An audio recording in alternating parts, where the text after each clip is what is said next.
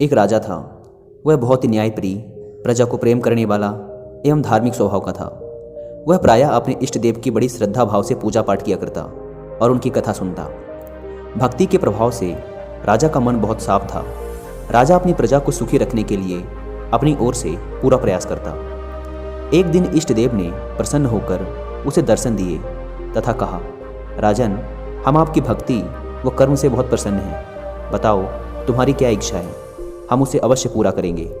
प्रजा को चाहने वाला राजा बोला, भगवान, मेरे पास आपका दिया हुआ सब कुछ है।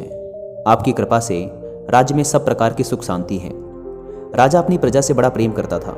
वह उसके हित के बारे में हमेशा सोचता रहता था।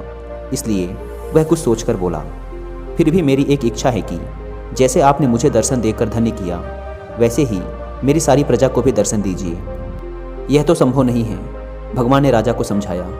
परंतु प्रजा को चाहने वाला राजा भगवान से जिद करने लगा।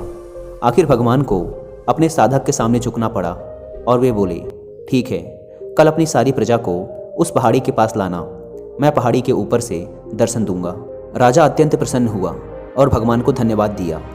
अगले दिन सारे नगर में ढिढोरा पिटवा दिया गया कि कल सभी पहाड़ के नीचे मेरे साथ पहुँचे, वहाँ भगवान आप सबको दर्शन देंगे। दूसरे दिन राजा अपनी समस्त प्रजा और स्वजनों को साथ लेकर पहाड़ी की ओर चलने लगा।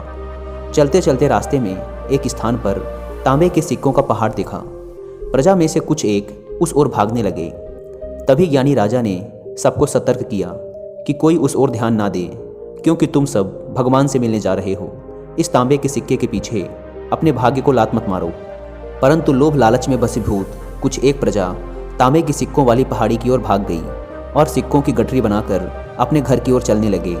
वे मन ही मन सोच रहे थे, पहले ये सिक्के को समेट लें, भगवान से तो फिर कभी मिल लेंगे।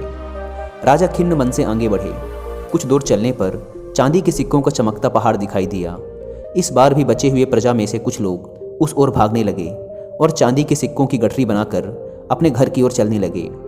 उनके मन में विचार चल रहा था कि ऐसा मौका बार बार नहीं मिलता।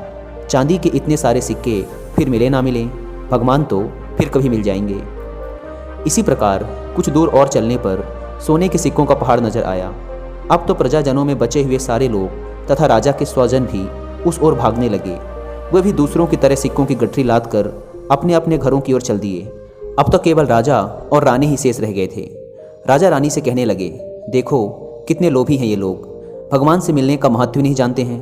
भगवान के सामने सारी दुनिया की दौलत क्या चीज़ है। सही बात है।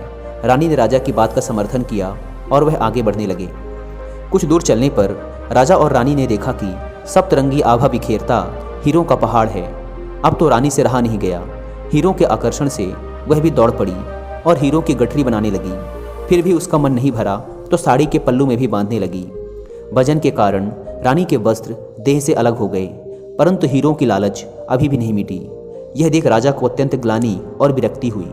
बड़े दुखद मन से राजा अकेले ही आगे बढ़ते गए। वहाँ सचमुच भगवान खड़े उसका इंतजार कर रहे थे। राजा को देखते ही भगवान मुस्कुराए और पूछा, कहाँ है तुम्हारी प्रजा और तुम्हारे परिजन? मैं तो कब से उनसे मिलने के लिए बेसब्री से उनका इंतजार कर रहा हूँ। राजा ने शर्म और आत्मग्लानि से अपना सिर झुका दिया। तब भगवान ने राजा को समझाया, राजन, जो लोग भौतिक सांसारिक प्राप्ति को मुझसे अधिक महत्व देते हैं, उन्हें कदाचित मेरी प्राप्ति नहीं होती और वह मेरे स्नेह तथा आशीर्वाद से भी हमेशा वंचित रह जाते हैं।